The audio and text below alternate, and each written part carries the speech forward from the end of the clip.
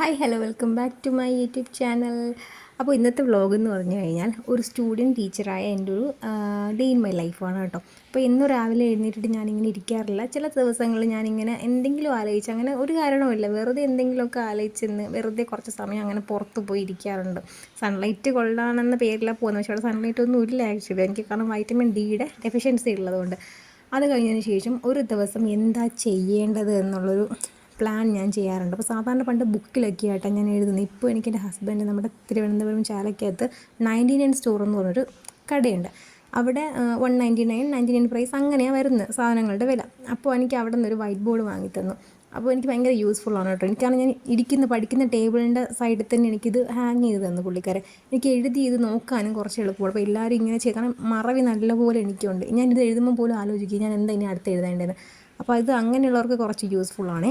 അത് കഴിഞ്ഞിട്ട് ബ്രഷ് ചെയ്യുക എന്നുള്ള കാര്യമാണ്. അപ്പോൾ ഞാൻ എനിക്ക് ഒരു വർഷം മുന്നേ ഒരു ആക്സിഡൻറ്റ് ഉണ്ടായപ്പോഴത്തേക്കും പല്ലിങ്ങനെ 4 പല്ല് താഴെ നിന്ന് അകത്തേക്ക് പോയി. അപ്പം കമ്പിയൊക്കെ ഇട്ട് വെച്ച് സെറ്റ് ചെയ്തിട്ട് പിന്നീട് അത് ഓക്കെ ആയി. അപ്പം എനിക്ക് ബ്രഷ് ചെയ്യുമ്പോൾ ഭയങ്കര പേടിയാണ്, അതെങ്ങാനും തള്ളി ഉന്തി ഇങ്ങ് വന്നാലോ എന്ന്. അതുകൊണ്ട് ഞാൻ അതൊക്കെ ഭയങ്കര കെയർ ചെയ്തിട്ട് ബ്രഷ് ചെയ്യാറുള്ളൂ. അതെല്ലാം കഴിഞ്ഞിട്ട് പിന്നെ ഗുളിക കഴിക്കുക എന്നുള്ള ചടങ്ങാണ് കേട്ടോ. കാരണം തൈറോയിഡിൻ്റെ പ്രോബ്ലം ഉള്ളത് രാവിലെ ഗുളിക കഴിക്കും. അപ്പോൾ തന്നെ കുറേ വെള്ളം ഞാൻ കുടിക്കും കേട്ടോ. ഈ ഒരു വലിയ ചെമ്പിൽ കുറേ വെള്ളം ഞാൻ കുടിക്കും, കാരണം വെള്ളം കുടിക്കുക എന്നുള്ളത് നല്ലതാണ്. കുറേ വെള്ളം ഞാൻ അങ്ങനെ കുടിക്കും. അത് കഴിഞ്ഞിട്ട് പിന്നെ ബ്രേക്ക്ഫാസ്റ്റ് കഴിക്കില്ല, 1 അവർ കഴിയണം. കാരണം ഞാൻ എഴുന്നേറ്റപ്പോഴേ ലേറ്റായി, അതുപോലെ കിടന്നതും വൈകിട്ടാണ്. കുറച്ച് വർക്ക് എനിക്ക് കുറച്ച് പെൻഡിങ് ഉണ്ടായിരുന്നു. അപ്പം ഞാൻ അത് ഈ സ്കൂളിൽ ചെയ്യണം, കോളേജിൽ ചെയ്യുന്ന വർക്കില്ലേ, അത് ഞാൻ ചെയ്തുകൊണ്ടിരിക്കുകയാണ്. അതിനുശേഷം പിന്നെ ഇപ്പോൾ എങ്ങോട്ടാണ് പോകുന്നതെന്ന് വെച്ചാൽ, എനിക്ക് സെപ്റ്റംബർ 25-ാം തീയതി ടീച്ചിങ് പ്രാക്ടീസ് സ്റ്റാർട്ട് ചെയ്യാണ്, 3rd സെമസ്റ്ററിൻ്റെ 40 ദിവസത്തെ.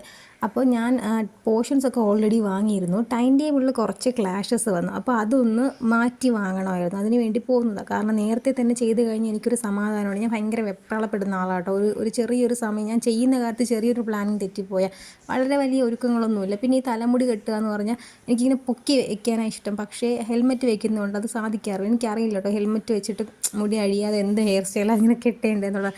പിന്നെ കുളിച്ചിട്ടില്ല എന്ന് അറിയിക്കാൻ വേണ്ടി കുറച്ച് ഹെയർ ക്രീമും കൂടെ വാരിപ്പൂ തേച്ചിട്ടുണ്ട്. കുളിച്ചതുപോലെ തോന്നിക്കണമല്ലോ, സ്കൂളിലേക്ക് പോകുന്നതല്ലേ.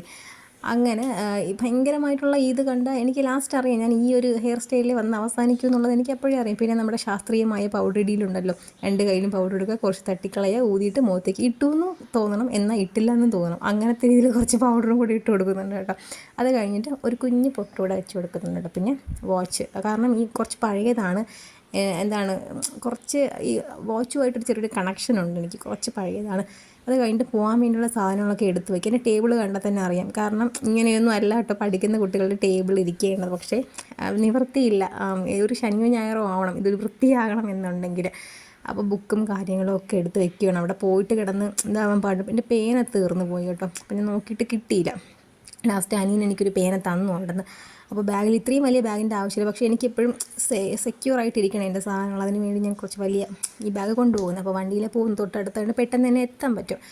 എന്നിരുന്നാലും വീണ്ടും ടെൻഷനാട്ടോ, വീണ്ടും ഞാൻ നോക്കും എന്തൊക്കെ എടുത്തില്ലെന്നൊക്കെ. അവിടെ ഇരുന്ന് വീണ്ടും നോക്കും. അങ്ങനെ സ്കൂളെത്തി കേട്ടോ. സ്കൂളിനകം ഒന്നും കാണിക്കുന്നില്ല, കാരണം എക്സാം നടക്കുവാണ്.